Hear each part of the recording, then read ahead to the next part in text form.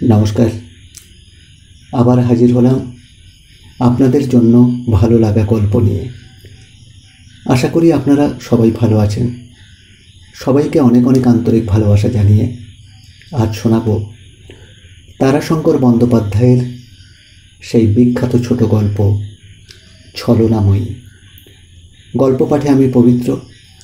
তো চলুন শোনা যাক আজকের গল্প ছলনাময়ী। অসমতল গিরিমাটির বিস্তীর্ণ প্রান্তর, মাঝে মাঝে কালো পাথরের স্তূপ মাথা ঠেলিয়া উঠিয়াছে। চারিদিকে নাতে বৃহৎ পলাশের কাছে একটি শীর্ণ বনসভার সৃষ্টি করিয়াছে। তাহারই মধ্যে কতকগুলি খাপড়ার বাংলো, পলাশ বনের মাথার উপর বয়লারের চিমনি, এই লইয়া কলিয়ারি। ধনী শ্বশুরের এমনই একটি কলিয়ারির ঠিকাদারি লইয়া অমিয় এই রুক্ষ ভৈরবী প্রকৃতিময়ী দেশের মধ্যে গিয়া উপস্থিত হইল। শ্বশুরের কলিয়ারিতে অভিনন্দন না হোক, একটা সাড়ম্বর অভ্যর্থনা সে প্রত্যাশা করিয়াছিল। কুঠির কর্মচারী বাবুরা ও আর সকলে ভিড় করিয়া আসিয়াছিল। বেবি পেট্রোম্যাক্সের উজ্জ্বল আলো জ্বালানো হইয়াছিল। অমিয় মনে মনে ম্যানেজার বাবুকে অনুসন্ধান করিতেছিল, কিন্তু মুখ ফুটিয়া ম্যানেজার বাবু কে এ প্রশ্ন করিতে তাহার কেমন বাধিতেছিল। উপস্থিত বাবুদের মধ্য হইতে একজন আসিয়া তাহাকে পরিত্রাণ করিল। সে কহিল, আগে আমি হলাম এখানকার স্টোর বাবু, আর ইনি কম্পাস, আর এরা দুজন মুন্সি, আর ইনি হলেন খাদবাবু। এখন অমিয় ধাঁধায় পড়িয়া গেল। কম্পাস মানে সে জানিত যন্ত্র, কিন্তু জাতি নির্ণয়ে গোল বাঁধিয়া গেল। মানুষ কম্পাস হইল কেমন করিয়া সে বুঝিল না। অবশেষে একান্ত ভালো মানুষের মতো কহিল, আপনি কম্পাস না কি বললেন যেন? বেমানান রকমের লম্বা শীর্ণকায় এক ব্যক্তি অগ্রসর হইয়া বেশ সপ্রতিভ হাসি মুখে বলিল, আগে আমি কম্পাস। অমিয় অবাক হইয়া গেল। কম্পাস বলিয়া গেল, আগে একরা থেকে পাশ করেছিলাম, তারপর থেকেই আপনাদের আশ্রয়েই আছি। সবে তখন ওই 1 নম্বর পিঠ হয়েছে, আমি তারপর 2 নম্বর, 3 নম্বর, 4 নম্বর সব করাইছি। এখানে কানাই কম্পাসকে না চেনে এমন কুলিকামিন আপনি পাবেন নাই। এখন অমিয় ভাবিল কম্পাস ইহার উপাধি, কিন্তু জাতি নির্ণয়ে গোল বাঁধিয়া গেল। নামটা বাঙালির, কিন্তু উপাধিটা বিদেশি। সন্দেহ ভঞ্জনের জন্য সে প্রশ্ন করিল, আপনারা? গলা হইতে মোটা কৃষ্ণবর্ণ একগোছা উপবিদ বাহির করিয়া কম্পাস কহিল, আগে ব্রাহ্মণ, উপাধি চক্রবর্তী, সান্ডিল্য গোত্র। আগে কুলীন আমরা, রামেশ্বরের সন্তান, 2 পুরুষে ভঙ্গ। তবে যে বললে কানাই কম্পাস, কম্পাস কি আপনাদের কোম্পানি দত্ত উপাধি? স্টোর বাবুটি বর্ধমানের লোক, তিনি ব্যাপারটা বুঝিয়াছিলেন। ঈষৎ হাসিয়া বলিলেন, আগে উনি এখানকার সার্ভেয়ার কিনা। কলিয়ারিতে সার্ভেয়ারকে কম্পাস বলে থাকে। ওই রেলওয়ের গুডস ক্লার্ক যেমন মালবাবু আর কি। অমিয় হাঁপ ছাড়িয়া কহিল, ও। এতক্ষণে তাহার ভদ্রতার হুঁশ হইল। তাড়াতাড়ি সে কহিল, বসুন আপনারা, দাঁড়িয়ে আছেন যে। সমস্বরে সকলে বলিয়া উঠিল, না না, আমরা বেশ আছি, আমরা বেশ আছি। আপনি মালিক আপনার সামনে ইজি চেয়ারটায় হেলান দিয়া অমিয় একটা সিগারেট ধরাইল। তারপর কহিল, কিন্তু কই, ম্যানেজার বাবু তো এলেন না। কেহ উত্তর দিল না। সকলেই পরস্পরের মুখ চাহিয়া রহিল। অমিয় আবার বলিল, কই, তিনি কোথায়? শীর্ণ কম্পাস বলিয়া উঠিল, ও সত্যি কথা, তার আর ভয় তো কি রয়েছে? হ্যাঁ, আগে তিনি কীরকম লোক মশাই কে জানে।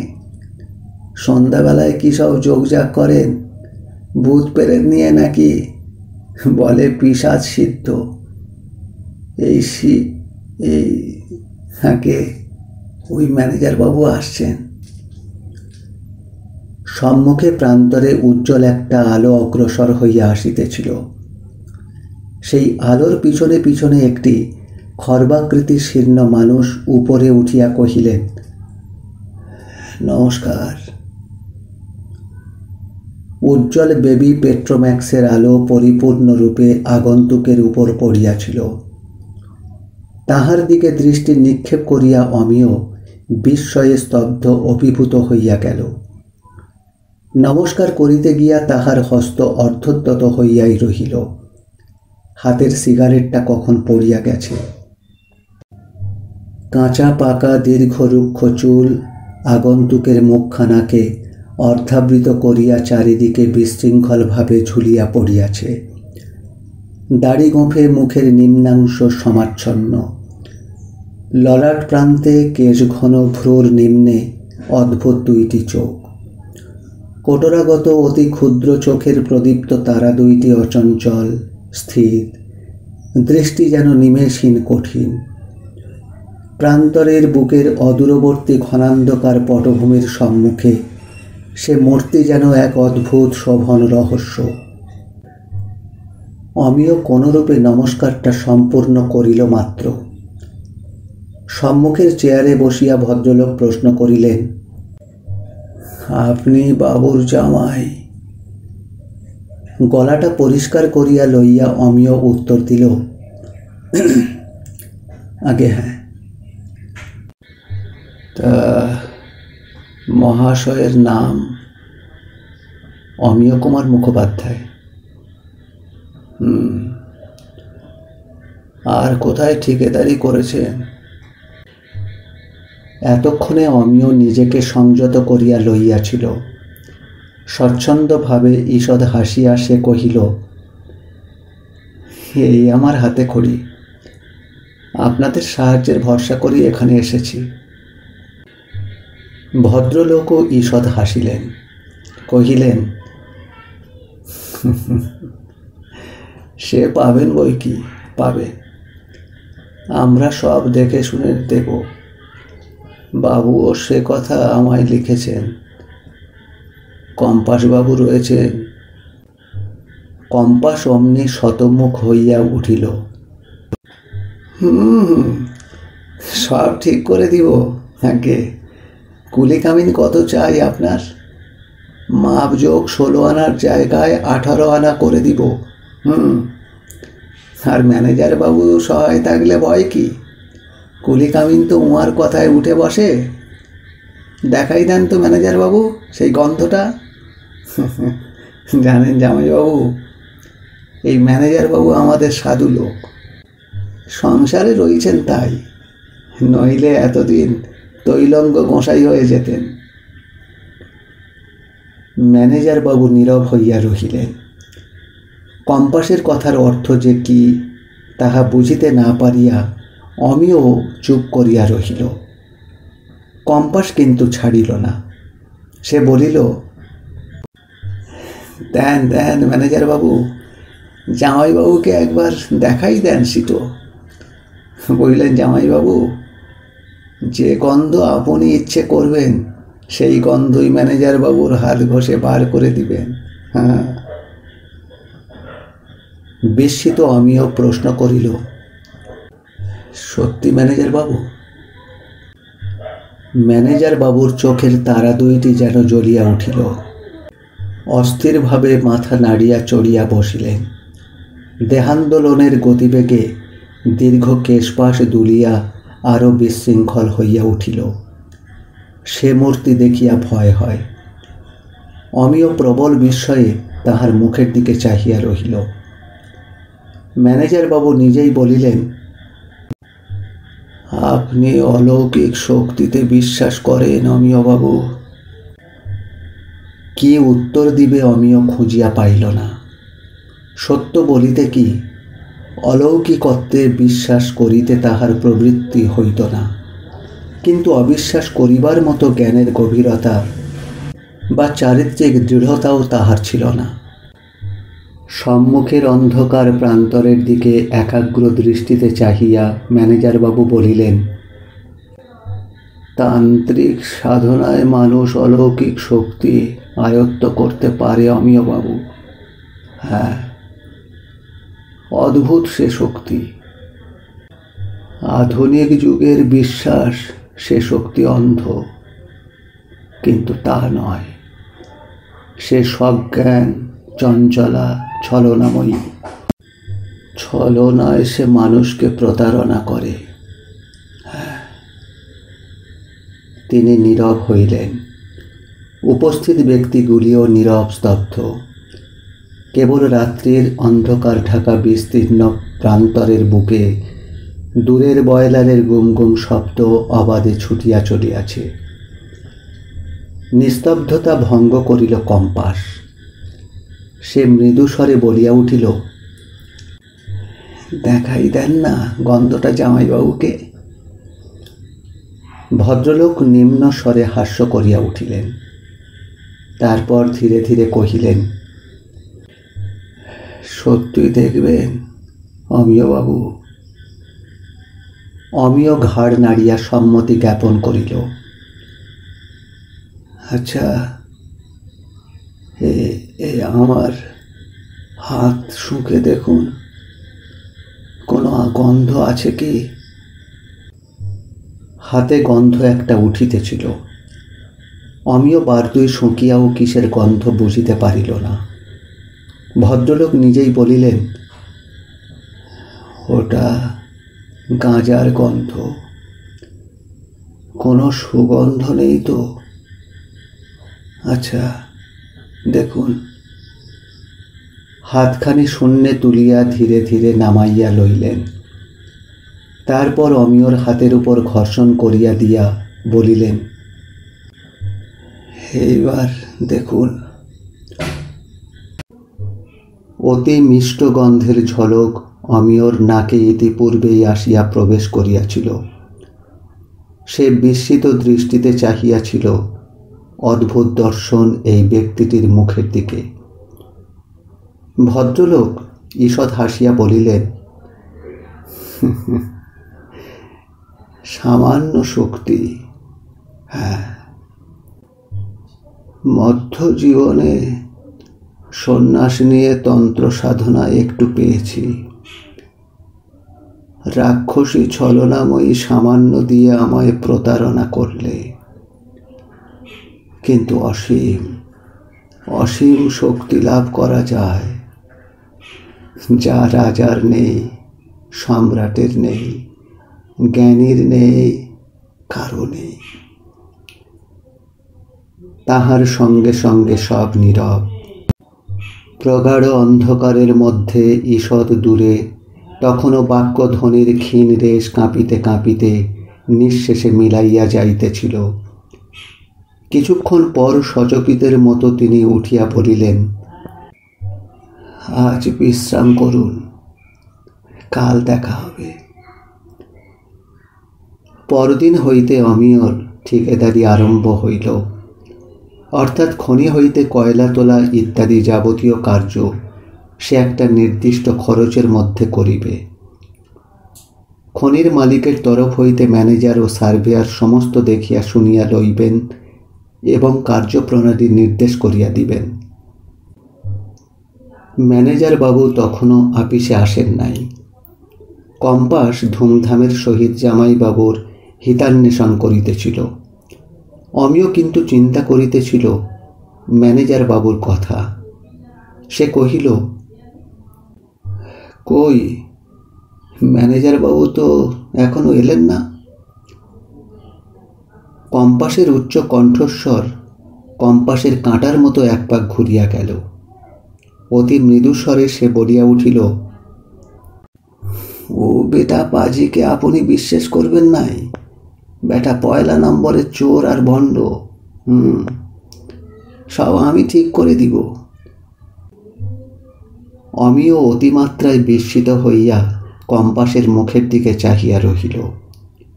কোনো মতে সে বুঝিতে পারিল না অকস্মাৎ বিনা কারণে ম্যানেজার বাবুকে এমন ধারা গালিগালাজ কেমন করিয়া দেওয়া যায়। কম্পাস কিন্তু সে দৃষ্টির অর্থ বুঝিল অন্যরূপ। গর্বস্ফীত কণ্ঠে সে বলিয়া গেল, হ্যাঁ তো কি, একটি আদলা উয়াকে আপনি দিবেন নাই? বেটা পাঁড় মাতাল ভণ্ড। ঘরে 18 বছরের আই বুড়ো মেয়ে মশাই, বেটা বিয়ে দেয় না, আবার পরিবারকে ধরে মারে। কিছু বলি না মশাই ভয়ে। আচ্ছা, ভূত পেরেত দিয়ে কি করে দিবে শেষে? অমিয়ের মন বিরক্তিতে ভরিয়া উঠিল। এই শীর্ণ কুটিল মানুষটির উপর অশ্রদ্ধার আর সীমা তাহার রহিল না। কম্পাস আবার বলিল, আর দয়া করে যদি কিছু দেন তো তবে উহার পরিবারকে দিবেন। হ্যাঁ। আহা মশাই, ওই ওই ওই শুনুন, পরিবারকে না হয় কন্যাকে ধরে টাঙাইছে বেটা। কান্না শুনতে পেয়েছেন নাই? সত্যই চাপা কান্নার আর্তধ্বনি ম্যানেজারের বাংলোর দিক হইতে ভাসিয়া আসিতেছিল। অমিও আশ্চর্য হইয়া গেল। এ কি, শিক্ষিত ব্যক্তি গৈরিকের আবরণে যে একদিন অঙ্গ আবৃত করিয়াছিল, সাধনায় যে মানুষ খানিকটা অগ্রসর হইয়াছে, তাহার এ কি ব্যবহার? কম্পাসকে প্রশ্ন করিল, আচ্ছা, ওই ভদ্রলোকের কি মাথার গোলমাল আছে? অদ্ভুত ভঙ্গি করিয়া কম্পাস বলিয়া উঠিল, স্বাদের গোলমাল? পাগল, ডাল নইলে ভাত খায় না। স্বাদের পাগল আমার। পান থেকে চুনটি খসলেই এই কাণ্ড মশাই। হ্যাঁ, ঠ্যাঙায় বেচপাট করে দেয় বলে এক একদিন। ওই যে পেয়েছে মশাই বেটা। আমি পালাই, লইলে আমাকে একচল লিবে। বেটা যে করে আমার দিকে চায় মশাই, মনে হয় খেয়ে ফেলাবে আমাকে। আমি যাই। কম্পাস ত্রস্তপদে বিপরীত দিক লক্ষ্য করিয়া চলিয়া গেল। অমিও দেখিল নিজের বাংলোর বারান্দায় ম্যানেজার বাবু খাদে নামিবার পোশাকে দাঁড়াইয়া আছেন। পরনে খাকি শার্ট, খাকি কামিজ, মাথায় হ্যাট, হাতে লাঠি। অমিও হাত তুলিয়া নমস্কার করিল। সুপরিস্ফুট তাচ্ছিল্যের সহিত অর্থ নমস্কারে প্রত্যাভিবাদন করিয়া গম্ভীর স্বরে তিনি বলিলেন, এদিকে শুনে যান। অমিয়ের বিস্ময়ের মাত্রা ক্রমশ বাড়িতেছিল। সে অসন্তুষ্ট চিত্তেই অগ্রসর হইল। আজ স্পষ্ট দিবালোকে মানুষটির প্রত্যক্ষ রূপ দেখিয়া সে শিহরিয়া উঠিল। রাত্রিতে প্রদীপ্ত আলোতে মুখের কুঞ্চন রেখাগুলি তখন দেখা যায় নাই।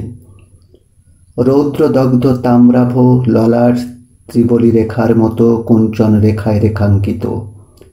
নাসিকার প্রান্তের বাম পার্শ্বে ঈষৎ স্ফীত, তাহার কোলে কোলে গণ্ডদেশে অর্ধচন্দ্রাকৃতি একটি কুঞ্চন রেখা ঈষৎ নিম্নে শ্মশ্রু গুম্ফের মধ্যে আবৃত হইয়া গেছে। অসন্তোষে, ক্রোধে, ঘৃণায় মানুষটি যেন অতিমাত্রায় জর্জর। তাহারই অভিব্যক্তি পূর্ণ প্রকটিত। বিনা ভূমিকায় ম্যানেজার বাবু বলিলেন, আপনি কি কাজ আরম্ভ করলেন?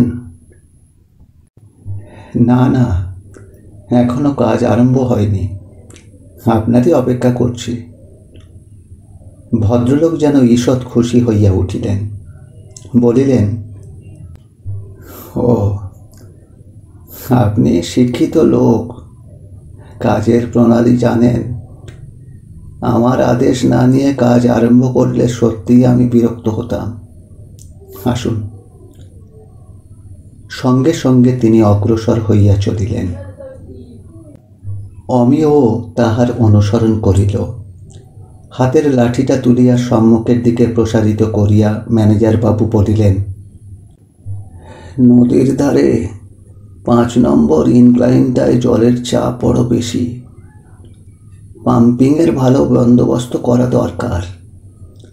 সেটাই আগে দেখাই, চলুন। অকস্মাৎ অমিয় প্রশ্ন করিয়া বসিল, আপনার মনটা কি তেমন ভালো নাই? কেন? আর কোনো প্রশ্ন করিতে অমিয়ের শঙ্কা হইল। কি জানি উত্তরে এই দুর্মুখ মানুষটি কি বলিয়া বসিবে। অসমতল তরঙ্গায়িত গৈরিক বর্ণ বিস্তীর্ণ প্রান্তরের বুকে মানুষের পায়ে চড়া সরু পথখানিতে কয়লার গুঁড়ায় গুঁড়ায় কালো রং ধরিয়াছে। আশেপাশে পলাশ গাছের সারি। উপরের আকাশ ব্যক্ত করিয়া বয়লারের কালো ধোঁয়া যেন জলঘন মেঘের সৃষ্টি করিয়াছে। নীরবে পথ অতিক্রম করিতে করিতে ম্যানেজার বাবু বলিলেন, অমিয় বাবু। শঙ্কিতভাবেই অমিয় উত্তর দিল, বলুন। এ কাজে আপনি নতুন। আপনি জানেন কিনা জানি না, ম্যানেজারকে সন্তুষ্ট রাখতে ঠিকাদারকে কিছু দিতে হয়। সেটা আমাদের প্রাপ্য। অমিয়ের আত্মসম্মানে আঘাত লাগিল। সে নীরব হইয়া রহিল, কোনো উত্তর দিল না। ম্যানেজার বাবু বলিলেন, আমার অর্থের কিছু প্রয়োজন, বিশেষ প্রয়োজন। অমিয় তবুও কোনো উত্তর দিল না। ভদ্রলোক বলিয়াই গেলেন, দেখুন, জীবনে অর্থ, ভোগ, সম্মান, প্রভুত্ব কামনা করেই এই সাধনায় আমি প্রবৃত্ত হয়েছিলাম, কিন্তু ব্যর্থ হয়ে গেলাম। ভোগ, প্রভুত্ব এ আমার চাই, এ আমাকে পেতে হবে।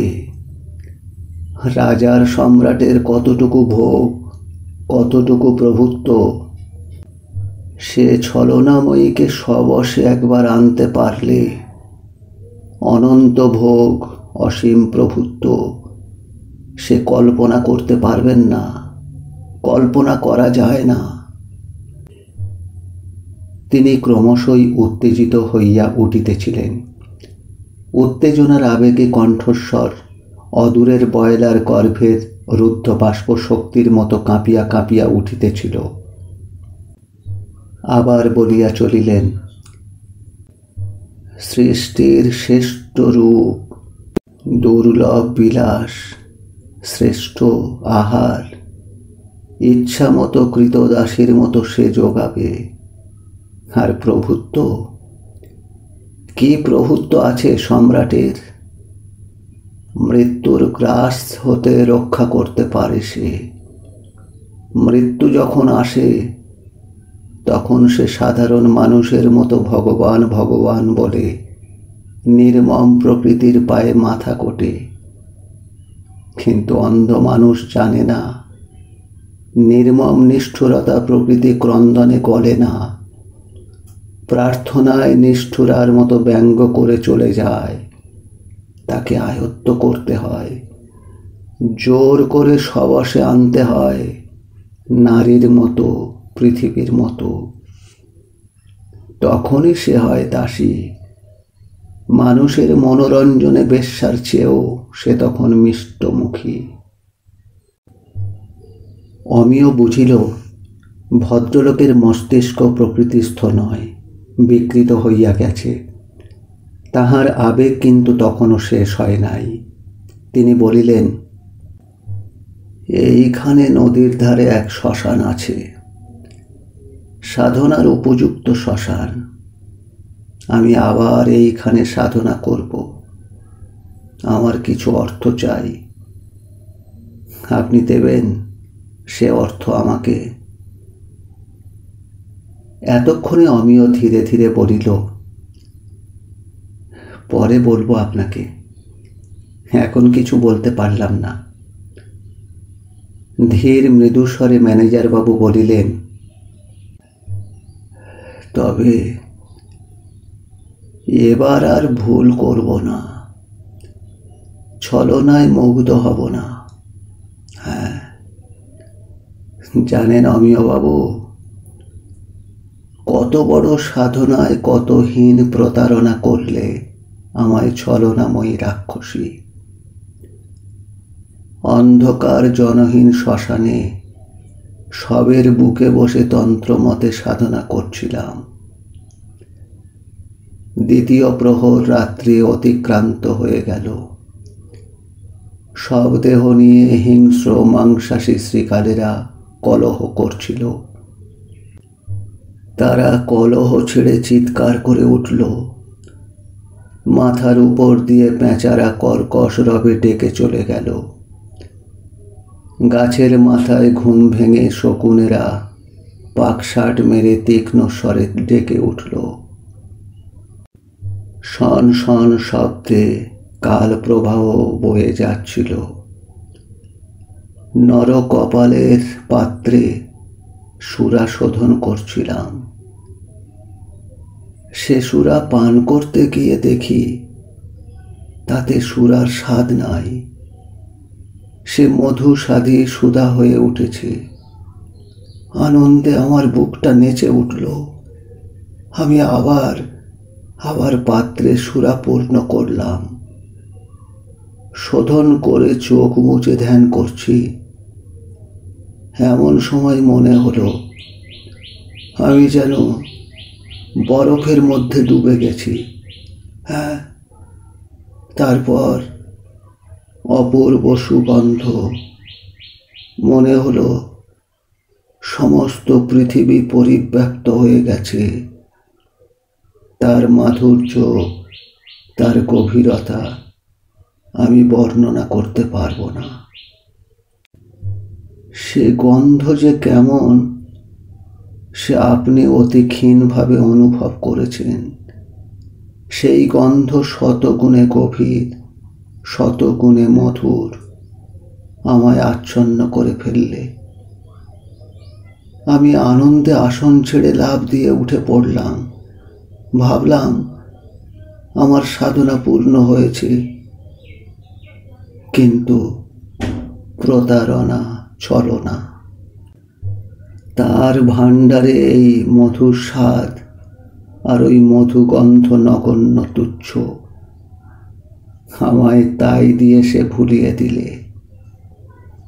সামান্য জাদুকরের মতো পারি শুধু জলকে ইচ্ছা মতো সুমিষ্ট করতে আর ওই গন্ধ আনতে। গোড় লাগি ম্যানেজার বাবু, গোড় লাগি।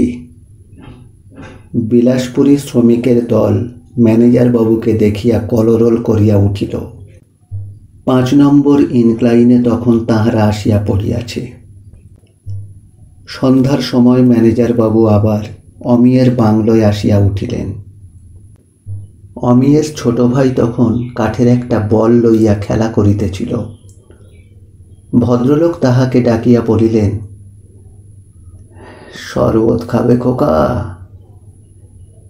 খোকার আপত্তি হইবার কথা নয়। ঘাড় দোলাইয়া তৎক্ষণাৎ সে সম্মতি জ্ঞাপন করিল। আচ্ছা বেশ, তবে 1 ঘটি জল নিয়ে এসো। জল আসিল। বেশ ভালো করিয়া হাত ধুইয়া পাত্রের মধ্যে হাত দিয়া খোকাকে বলিলেন, খাও। খোকা জল খাইয়া লাফাইয়া উঠিল। সত্য সত্যই জল শরবত হইয়া গেছে। ম্যানেজার বাবু কহিলেন, অমিয় বাবু বলুন, তা কবে আমায় টাকা দিচ্ছেন? কিছুক্ষণ নীরব থাকিয়া অমিয় বলিল, বলেছি তো, চিন্তা না করে কিছু বলতে পারবো না, এত তাড়াতাড়ি বা করছেন কেন আপনি? অসহিষ্ণুভাবে বাধা দিয়া তিনি বলিয়া উঠিলেন, আছে আছে, তাড়া আছে। আপনি বুঝবেন না অমিয় বাবু, ডাক সব সময় আসে না। স্থির মন, দৃঢ় সংকল্প, সুযোগের সমন্বয় চাইবা মাত্র পাওয়া যায় না। অমিয় ঈষৎ বিরক্তির সহিত কহিল, কিন্তু সাধনায় অর্থের কি প্রয়োজন তা তো বুঝলাম না। তিনি অতি মৃদুস্বরে বলিলেন, একান্তই শুনতে যখন চান শুনুন। আমার সব চাই, সব। উপযুক্ত সব সংগ্রহের জন্য চাই অর্থ। অমিয় বাবু, আমার প্রয়োজন মতো উপযুক্ত সব শ্মশানে আসবে না, তাকে নিয়ে আসতে হবে। জীবন্ত মানুষকে সব প্রস্তুত করে নিতে হবে। হ্যাঁ। অমিয় শিহরিয়া উঠিল। বহু কষ্টে আত্মসম্বরণ করিয়া সে ধীরে ধীরে বলিল, শুনুন, আপনি আমার বাসায় আর কখনো আসবেন না। বলিয়া সে ঘরের মধ্যে প্রবেশ করিতেছিল, কিন্তু পশ্চাৎ হইতে অদ্ভুত হাসি হাসিয়া ভদ্রলোক বলিয়া উঠিলেন, আরে ভয় নেই, ভয় নেই, বসুন বসুন। স্বভাব আর উপযুক্ত লক্ষণ আপনার দেহে নেই।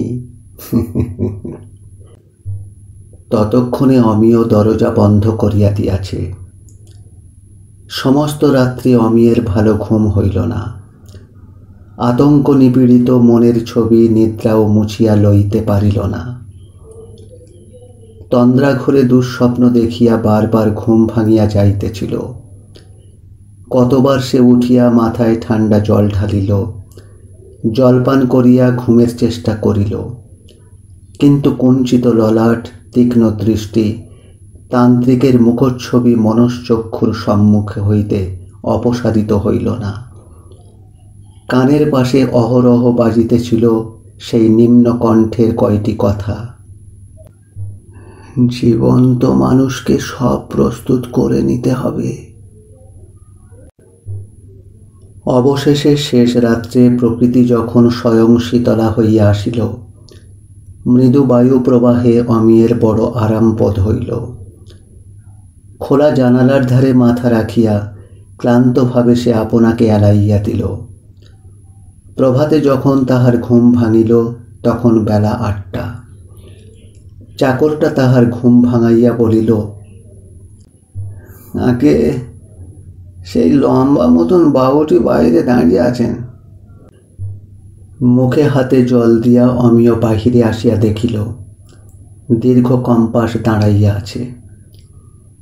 কোনো প্রশ্ন করিবার পূর্বেই কম্পাস বলিল, আগে জামাইবাবু, মাল কাটারা সব খাতে নামছে নাই গো, কাজ বন্ধ হয়ে রয়েছে। কেন? অভ্যাস মতো মৃদুস্বরে কম্পাস বলিল, আগে উ শালার কাজ। কার? ওই শালা ম্যানেজারের। আবার কার? বোধের রোজা বলে মাল কাটারা উহাকে বড়া ভক্তি করে আঁকে। ইয়ে মশাই, ওই শালার অন্তর টিপুনি। হ্যাঁ, আমি কাদের কিরা খেয়ে বলতে পারি আঁকে। কথাটায় অমিয়ের অবিশ্বাস হইল না। সে বুঝিতে পারিল গত রাত্রির প্রত্যাখ্যানের প্রতিশোধে। একটু চিন্তা করিয়া সে কহিল, আচ্ছা চলুন, আমি যাই। চা খাইয়া অমিয় একেবারে উঠিল ম্যানেজারের বাংলোয় গিয়া। সম্মুখে বসিবার ঘরটি খোলাই ছিল। সে সেই ঘরে প্রবেশ করিল। ঘরটার চারিদিক আবর্জনায় পরিপূর্ণ। একদিকে একখানা মাদুরের উপর কতকগুলো মুড়ি ছড়ানো, কোণে একটা শূন্য বোতল, মদের বলিয়াই মনে হয়, গড়াগড়ি যাইতেছে। পাশেই গাঁজার কলিকারও সন্ধান মিলিল। দরজাবিহীন একটা দেওয়াল আলমারির উপর একটা নরকপালের পাত্র, একটা পেরেকে ঝুলানো একগাছি রুদ্রাক্ষের মালা। সারা ঘরের মধ্যে বসিবার কোনো আসন নাই। অগত্যা অমিয় বাহিরে আসিয়া দাঁড়াইল। সে ডাকিতে যাইতেছিল ম্যানেজার বাবুকে, কিন্তু তাহার পূর্বেই বাড়ির ভেতরে ম্যানেজারের রুক্ষ কণ্ঠ ধ্বনিত হইয়া উঠিল, চোপড়াও হারামজাদি, চোপড়াও। সঙ্গে সঙ্গে চাপা গলায় স্ত্রীলোকের কান্নার ধ্বনি শোনা গেল। অমিয়ের দেহের রক্ত যেন টকবক করিয়া ফুটিতেছিল। সে রূঢ় রুক্ষ কণ্ঠে ডাক দিল, ম্যানেজার বাবু, ম্যানেজার বাবু। নারী কণ্ঠের ক্রন্দন ধ্বনি অমনি নীরব হইয়া গেল। আবার অমিয় ডাকিল, ম্যানেজার বাবু। বাড়ির ভিতরের প্রবেশদ্বার উন্মুক্ত করিয়া ম্যানেজার বাবু বাহিরে আসিলেন। সেই ভঙ্গি, সেই দৃষ্টি, সেই রূঢ় কর্কশ কণ্ঠে কহিলেন, কে? উত্তেজনা বশে অমিয় প্রথমেই বলিয়া বসিল, আপনি কি মেয়েদের প্রহার করেন নাকি? সে মুখভঙ্গির এক চুল পরিবর্তন হইল না। ধীরভাবেই তিনি উত্তর দিলেন, করি। তাদের কি অপরাধ? সে জানবার আপনার অধিকার। বাহ, আপনি নিরীহ স্ত্রীলোক পেয়ে তাদের প্রহার করবেন, তাতেই বা আপনার কোন অধিকার শুনি? তারা আমার আয়ত্তাধীনে আছে। আমি একজনের স্বামী, একজনের পিতা, অর্থাৎ প্রভু, বুঝলেন? অমিয় বিস্ময়ে হতবাক হইয়া গিয়াছিল। তবুও সে কি একটা বলিবার চেষ্টা করিল, কিন্তু বাধা দিয়া ম্যানেজার বাবু বলিলেন, বসুন, বসুন স্থির হয়ে। বাজে কতকগুলো বকবেন না, আগে কাজের কথা সেরে নি। এত সকালে এসেছেন যে, কুলিদের হাঙ্গামা মিটল? না, মেটাবার দরকার বোধও করি না। আমি ঠিকাদারি ছেড়ে দিচ্ছি। কলকাতাতে টেলিগ্রাম করে দিচ্ছি, আপনাকেও জানালাম। আপনি কোম্পানির খাসে কাজ চালাবার ব্যবস্থা করুন। কয়েক মুহূর্ত নীরব থাকিয়া ম্যানেজার কহিলেন, আপনি সন্দেহ করেছেন এ কাজ আমার। হ্যাঁ, আমি করেছিলাম, কিন্তু সেও ব্যর্থ করে দিচ্ছেন আপনি। ভালো, আমি কুলিদের বলে দিচ্ছি, কিন্তু কাল থেকে কুটিতে নতুন ম্যানেজারের বন্দোবস্ত আপনারা করুন। আমি আর থাকব না, কাজ ছেড়ে দিচ্ছি। ভ্রু কুঞ্চিত করিয়া অমিয় তাহার মুখের দিকে চাহিয়া রহিল। ম্যানেজার বলিয়া গেলেন, মনে সাড়া এসেছে, ডাক পেয়েছি অমিয় বাবু। এ সুযোগ গেলে আর আসবে না। আজ থেকে আরম্ভ করব আমি। এখনই বেরুব নদীর ধারে। কৃষ্ণ সর্প চাই আমার। বহুক্ষণ নীরব থাকিয়া অমিয় অবশেষে কহিল, কি হবে ম্যানেজার বাবু এসব করে? অনিশ্চিত ভবিষ্যৎ, পদে পদে আপনার বিপদ। কিসের জন্য ঘাড়ে নিতে যাচ্ছেন? সে আপনি বুঝবেন না অমিয় বাবু, বুঝবেন না। আনন্দ অমৃত ওইখানে আছে, ওই শক্তি তার উৎস। এর স্বাদ আপনি পাননি, আপনি এর আকর্ষণ জানবেন না। অভিসারের আকর্ষণের মত্ততা অভিসারিকা ভিন্ন অপরে অনুভব করতে পারে না অমিয় বাবু। হ্যাঁ, যাক, আমার সময় বয়ে যাচ্ছে। আপনি আসুন, নমস্কার। তিনি বাড়ির মধ্যে চলিয়া গেলেন। অমিয় নির্বাক বিস্ময়ে সেইখানে বসিয়া রহিল। কয়েক মুহূর্ত পরেই প্রাচীর অন্তরালে অতি কাতর মৃদু ক্রন্দনের শব্দ আবার জাগিয়া উঠিল। অমিয় উৎকর্ণ হইয়া দাঁড়াইয়া রহিল। কয়েকটি মৃদু কাতর বাক্যও তাহার কানে আসিয়া পৌঁছিল। তোমার পায়ে পড়ি গো, মেয়েটার মুখের দিকে তাকাও। তুমি গেলে আমি কি করব? কেমন করে তার বিয়ে দেব বলো? উত্তরে কোনো কথা শোনা গেল না। আবার নারী কণ্ঠের শব্দ পাওয়া গেল। আচ্ছা বেশ, তবে ওই কম্পাসবাবু স্নেহকে বিয়ে করতে চাচ্ছে। আমাদের পাল্টি কর, ওর সঙ্গে না হয়। ক্ষিপ্ত কণ্ঠে ম্যানেজার গর্জন করিয়া উঠিলেন, না না, সে হবে না, হতে পারে না। তারপর সব নীরব হইয়া গেল। কিছুক্ষণ পর ম্যানেজারের কণ্ঠধ্বনি ভাসিয়া আসিল। অমিয় আশ্চর্য হইয়া গেল। সে কণ্ঠস্বর কাতর কাকুতিতে ভরা। করো না, করো না, মিনতি করে বলছি, তা তুমি করো না। আমার অনুরোধ তুমি রেখো। প্রাচীর অন্তরালে আবার সব নীরব হইয়া গেল। বাহিরে গৈরিক প্রান্তরে বায়ু প্রবাহে পলাশ বনের পত্র মর্মরে যেন গৈরিক বসনা সন্ন্যাসিনী প্রকৃতি অকারণে উদাস হইয়া দীর্ঘ নিঃশ্বাস ফেলিতেছিল। দূরে এখানে ওখানে চারিদিকে বয়লারের চিমনির কালো ধোঁয়া প্রকৃতির নীল চোখের কোলে যেন ব্যথার কালি মাখাইয়া দিয়াছে। একটা দীর্ঘ নিঃশ্বাস ফেলিয়া অমিয় পথে নামিয়া পড়িল। একটা সঙ্গীত গুঞ্জন তাহার কানে আসিয়া পৌঁছিল। ন মাতা ন পিতা ন জায়া ন সুত। ম্যানেজারের কণ্ঠ। সমস্ত দিন অমিয়ের মন কেমন ব্যথাতুর হইয়া রহিল। যে আকুল কাকুতি উদ্দিষ্ট মানুষটিকে স্পর্শ করিতে পারিল না, সেই ব্যর্থ কাকুতির কাতুরতা তাহার তরুণ অন্তরকে যেন অভিভূত করিয়া ফেলিয়াছিল। সে সারাটা দিন শুধু ওই চিন্তাই করিল। আকাঙ্ক্ষার কি উন্মত্ত মোহ মানুষের।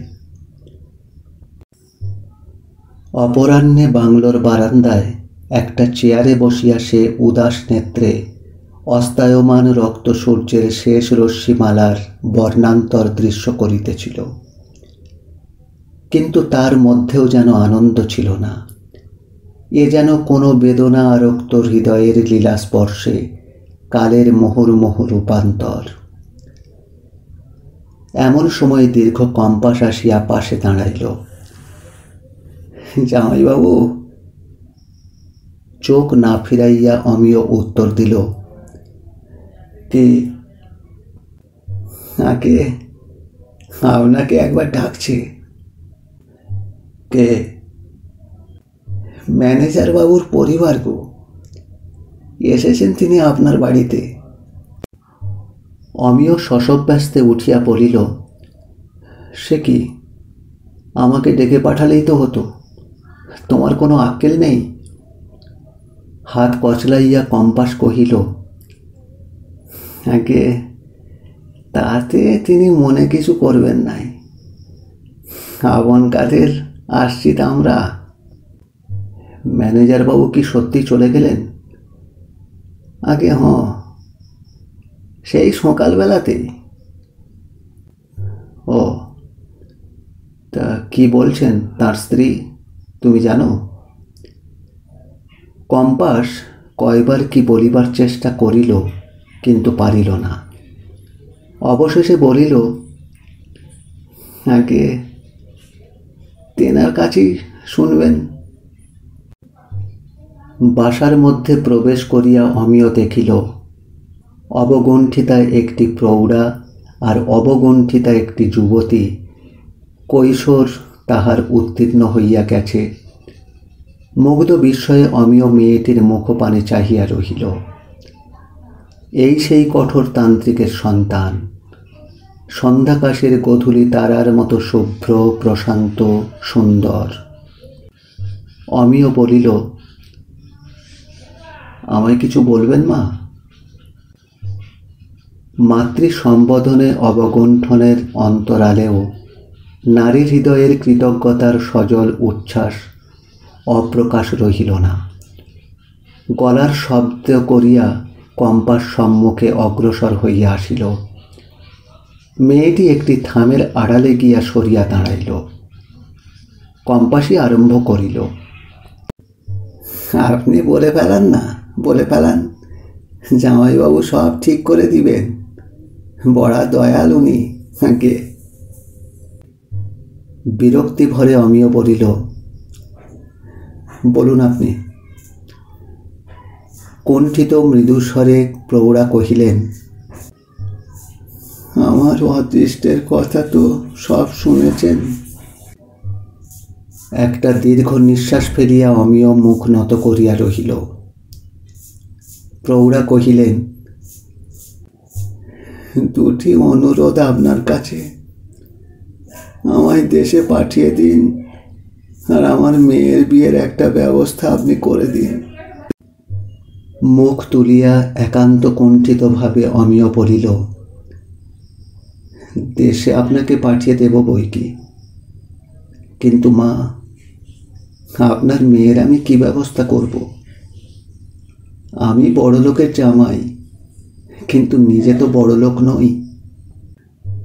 পাত্র আমার ঠিক আছে বাবা, হ্যাঁ, কানাই দয়া করে মেয়েটিকে নিতে রাজি হয়েছে। কি বলে আশীর্বাদ করব আমি ওকে? টপ টপ করিয়া জল তাহার চোখ হইতে ঝরিয়া পড়িল। অমিয় জিজ্ঞাসা করিল, কানাই কে? সলজ্জ হাসি মুখে অগ্রসর হইয়া কম্পাস কহিল, নামটি আমার ভুলে গেছেন আজ্ঞে। কিছুক্ষণ নীরব থাকিয়া অমিয় বলিল, কিন্তু আপনার স্বামীর তো একটা মত নেওয়া। না বাবা, তার মত নেই। তা থাকলে অনেক দিন এ শুভ কাজ হয়ে যেত বাবা। তবে কেই বা হরিতকীপনে আমার মেয়েকে বিয়ে করবে বাবা? পৃথিবীতে ওই লোকটি ছাড়া কেউ তো আমায় দয়া করলে না। তাড়াতাড়ি তাহার পদধূলি মাথায় লইয়া কম্পাস বলিয়া উঠিল, ও কি বলছেন আগে আপনি? মা বলেছি না আপনাকে? অমিয় ভাবিতেছিল, কথা তো সত্য। প্রৌঢ়া আবার কহিলেন,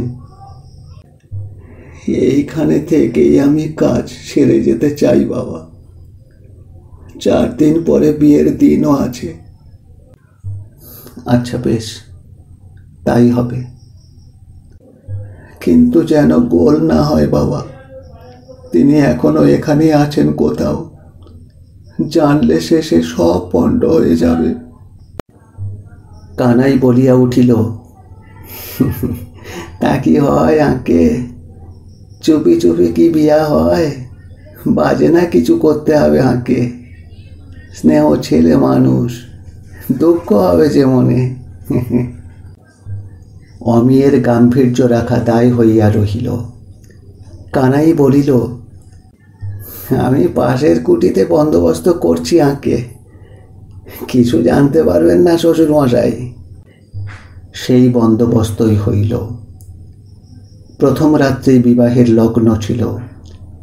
নির্বিঘ্নে বিবাহ সুসম্পন্ন হইয়া গেল।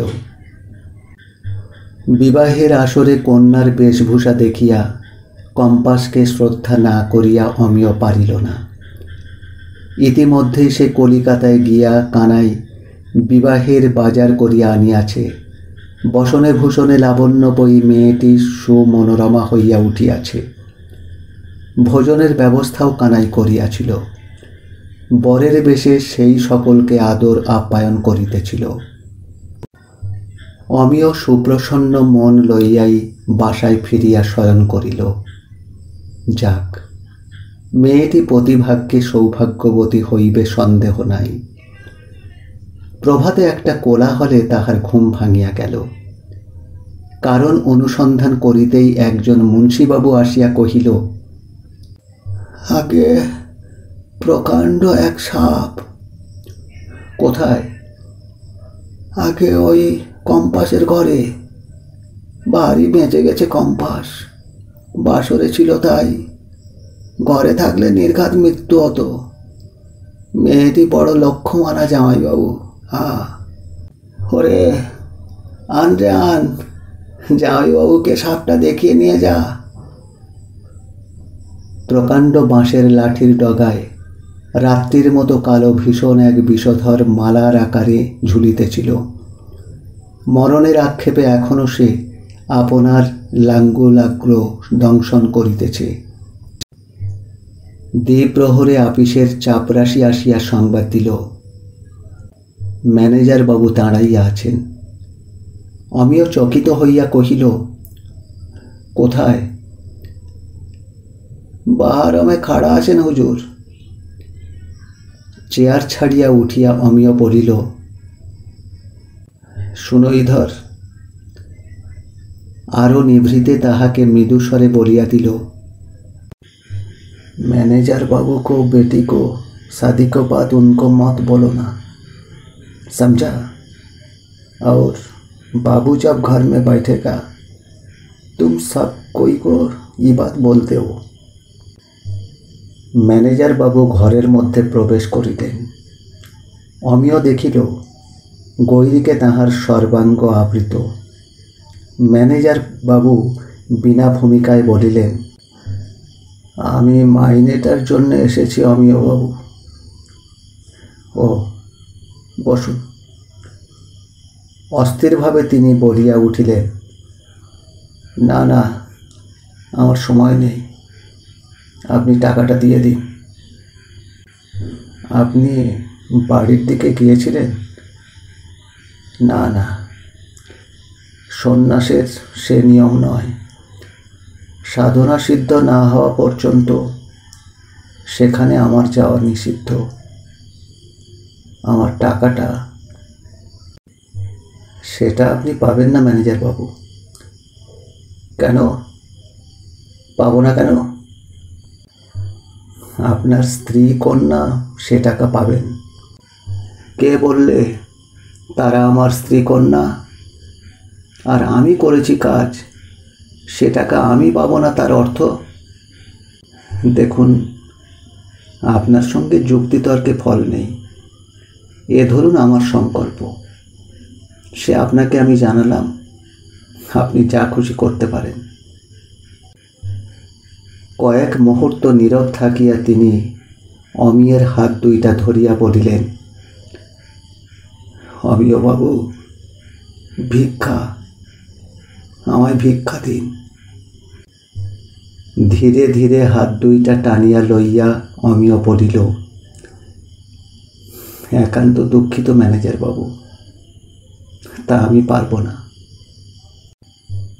তান্ত্রিকের ক্ষুদ্র চোখ দুইটি ভীষণ হইয়া উঠিল।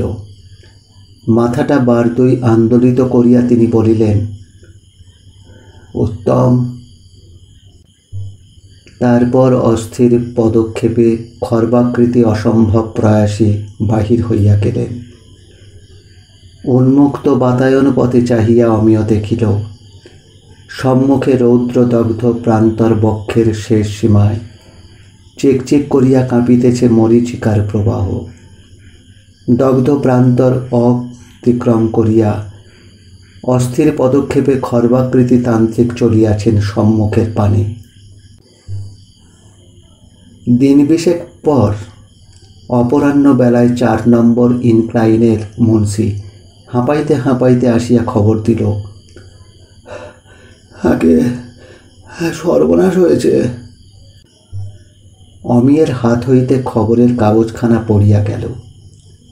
সে চমকিত হইয়া উঠিয়া দাঁড়াইয়া কহিল, কেন, কি হয়েছে? আগে কম্পাস মারা গিয়েছে। কে? অমিয়ের সর্বাঙ্গ তখন থরথর করিয়া কাঁপিতেছে। আগে কম্পাস 4 নম্বরের ভিতরে ধস চাপা পড়েছে। ঘটনাস্থলে আসিয়া মুন্সি বলিল, আগে এই সব জানে। অমিয় দেখিল দীর্ঘাকৃতি কৃষ্ণবর্ণ বিলাস পড়িয়া এক কুলি। সে যাহা বলিল তাহা এই, খাদের মধ্যে সুড়ঙ্গ কাটা তাহার কাজ, মেন ড্রাইভার সে। একটি মানুষের যাতায়াতের উপযুক্ত পথ সে কাটিয়া যায়, পরে সাধারণ কুলিরা সে পথকে কাটিয়া পরিসর করে। আজ খাদের একটা স্থানে কেমন চিরচির শব্দ ওঠায়, সে কম্পাসবাবুকে সে কথা জানায়। কম্পাসবাবু সেইখানে গিয়া লাঠি দিয়া সুড়ঙ্গের ছাদের দৃঢ়তা পরীক্ষা করিতেছিলেন। আর এমন সময়ে প্রচণ্ড বেগে উপর হইতে কয়লার স্তূপ তাহার উপর আসিয়া খসিয়া পড়িয়াছে। অমিয় নির্বাক হইয়া ভাবিতেছিল সেই খর্বাকৃতি মানুষটির কথা। সে কি ইহা জানিত বই কি? কানে তাহার কথা বাজিতেছিল। মিনতি করে বলছি, এ কাজ তুমি করো না। দূরে ম্যানেজারের বাংলো হইতে কাতর ক্রন্দনধ্বনি ভাসিয়া আসিতেছিল। প্রৌঢ়াকে কানাই কম্পাস যাইতে দেয় নাই। সে পায়ে ধরিয়া বলিয়াছিল, গে আমি তো তোমার ছেলে হলাম মা, ছেলেকে ফেলায় কোথা যাবে তুমি? তোমার ভার আমি নিলাম। বিষণ্ণ আক্ষেপে অমিয় মনে মনে কহিল, হায় রে মানুষের দম্ভ! নিজের ভার কি তার নিজের হাতে, যে পরের ভার সে নিতে চায়। সর্বাপেক্ষা শোচনীয় ঘটনা হইল এই যে হতভাগ্যের মৃতদেহটা পর্যন্ত উদ্ধার করা গেল না। খনির অন্ধকার গর্ভে খনিজ ধাতুস্তূপ মধ্যেই সমাহিত হইয়া রহিল। শাস্ত্রের মতানুযায়ী শ্মশানে কুশপুত্তলী দাহের ব্যবস্থা হইল। অন্ধকার রাত্রি, নদীর প্রস্তর স্তূপময় তটভূমিতে শ্মশান। অমিয় কয়েকটি বাবুর সহিত প্রয়োজনীয় উপকরণ সমূহ বহন করিয়া লইয়া যাইতেছিল। পিছনে পিছনে সদ্য বিধবা, রুদ্ধবাঘ নবপরিণীতা বধূ, আর তাহার সঙ্গে সঙ্গে মৃদু বিলাপ করিতে করিতে চলিয়াছিল তাহার হতভাগিনী মা। একজন বলিয়া উঠিল, একটা চিতা জ্বলছে। সকলে দেখিল চারিদিকে নিরন্ধ্র অন্ধকার। তাহার মধ্যে শ্মশানের মধ্যস্থলে অগ্নিশিখা ধকধক করিয়া চলিতেছে। নদীর কূলে কূলে পথ। পথপার্শ্বে সংকীর্ণ একটি ঘাটের ধারে একজন বলিল, এইখানে আমাদের ব্যবস্থা করুন। যেখানে চিতা জ্বলছে ওখানে ঘাট নেই, নামতে স্নান করতে বড় অসুবিধা হবে। সেই ব্যবস্থাই হইল। নববধূ বিধবার বেশে সম্মুখে দাঁড়াইতেই মা আচার খাইয়া পড়িলেন। চিতা সাজানো হইতেছিল, কুশপুত্তলী দাহ হইবে। অকস্মাৎ নৈশ প্রকৃতির মর্মচ্ছেদ করিয়া কে যেন চিৎকার করিয়া উঠিল, বাবা! শব্দলক্ষ্যে দৃষ্টি ফিরাইয়া সকলে দেখিল, ঈষৎ দূরে সেই জ্বলন্ত চিতার পার্শ্বে সত্য বিধবার মূর্তি থরথর করিয়া কাঁপিতেছে। সকলে ছুটিয়া অগ্রসর হইয়া গেল। জ্বলন্ত অগ্নিকুণ্ডের সম্মুখে সবারোহী খর্বাকৃতি তান্ত্রিক লাভ দিয়া আসন ছাড়িয়া বলিয়া উঠিল, দূর দূর দূর দূর। মেয়েটি আর্তনাদ করিয়া উঠিল, কি করেছ বাবা গো? ও যে আমার। অগ্নিকুণ্ডের আলোকে দেখা গেল কম্পাসের নিথর বিবর্ণ শবদেহ পড়িয়া আছে আর তাহার পাশে দাঁড়াইয়া তান্ত্রিক। অমিয় চিৎকার করিয়া উঠিল, পাষণ্ড! কোথায় কে? দূরে অন্ধকারের বুক চিরিয়া শব্দ আসিল, ছি ছি ছি,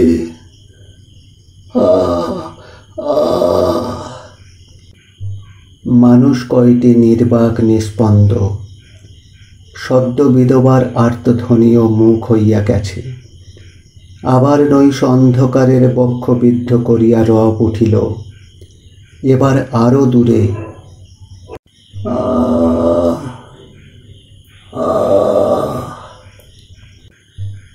কে যেন কাহাকে নির্মম কষাঘাতে তাড়াইয়া লইয়া চলিয়াছে এক প্রান্ত হইতে অপর প্রান্তে। দীর্ঘ 10 বৎসর পর অমিয় এখন ধনী ব্যবসায়ী। বালিগঞ্জ অঞ্চলে বাড়ি মোটর কিছুরই অভাব নাই। সেদিন রাত্রে সে বালিগঞ্জ পার্কে বেড়াইতেছিল। রাত্রি গভীর হইয়া আসিয়াছে। পার্কের মধ্যে লোক সংখ্যাও কমিয়া গেছে। রাস্তার পাশের একটা বেঞ্চে বসিয়া কে বিড়বিড় করিয়া কি বকিতেছিল। লাইট পোস্টের পরিপূর্ণ আলোক তাহার উপর পড়িয়াছিল। অমিয় দেখিল একজন ভিক্ষুক। দীর্ঘ রুক্ষ চুল, ঘন শস্য গুম্ফে আবৃত মুখ, তীক্ষ্ণ দৃষ্টি, কোটরগত ক্ষুদ্র ক্ষুদ্র কুঞ্চিত ললাট।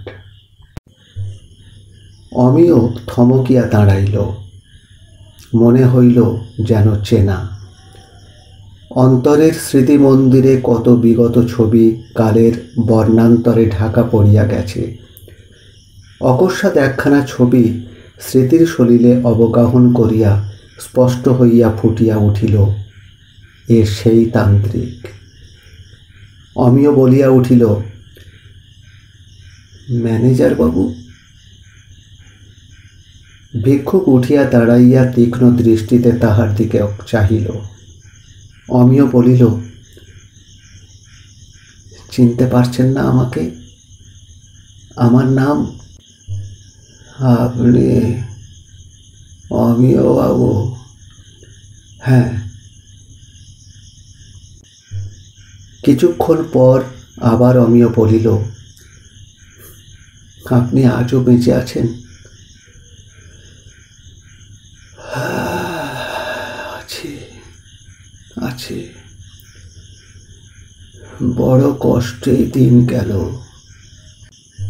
সব আসন ছেড়ে উঠে উন্মাদ হয়ে গিয়েছিলাম।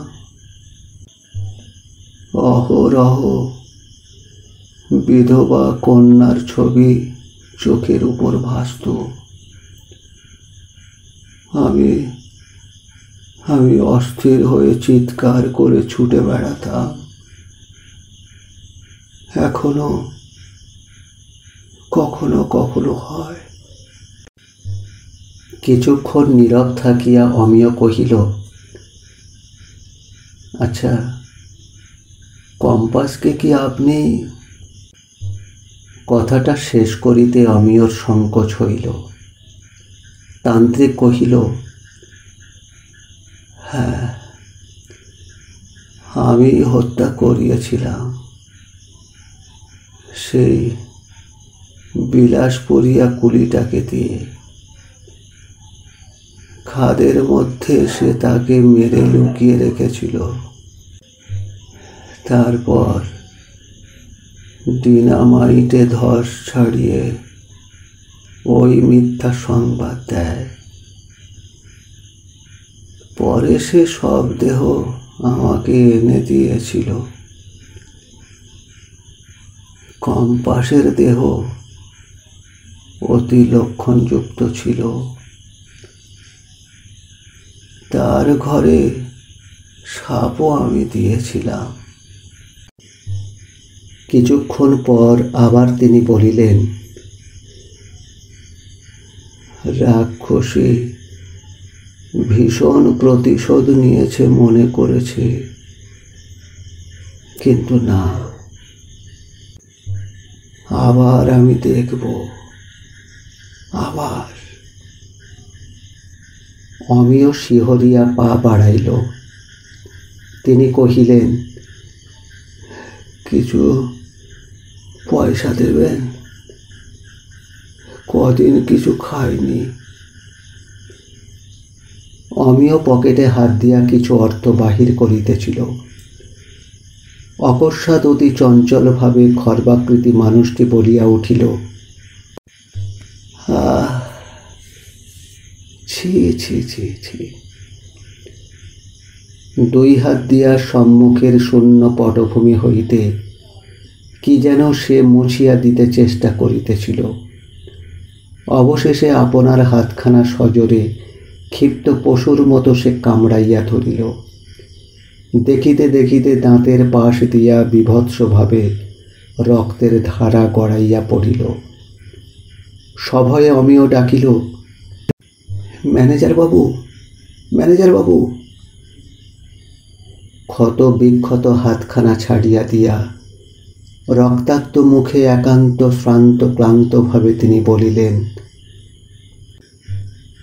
অতি যন্ত্রণায় সম্বিত ফিরে আসে, তাই। মানুষ তো আমি অমিয় বাবু, মানুষ তো। আজ তাহলে এই পর্যন্ত। এতক্ষণ আপনারা শুনছিলেন তারাশঙ্কর বন্দ্যোপাধ্যায়ের সেই বিখ্যাত ছোট গল্প ছলনাময়ী। ভালো লাগলে চ্যানেলটিকে এখনই সাবস্ক্রাইব করে বেল আইকনটি ক্লিক করে রাখুন। আর গল্প পাঠ কেমন লাগলো অবশ্যই মতামত জানান। আবার দেখা হবে এমনি ভালো গল্পের সাথে। সবাই ভালো থাকবেন, সবাইকে ভালো রাখবেন। নমস্কার।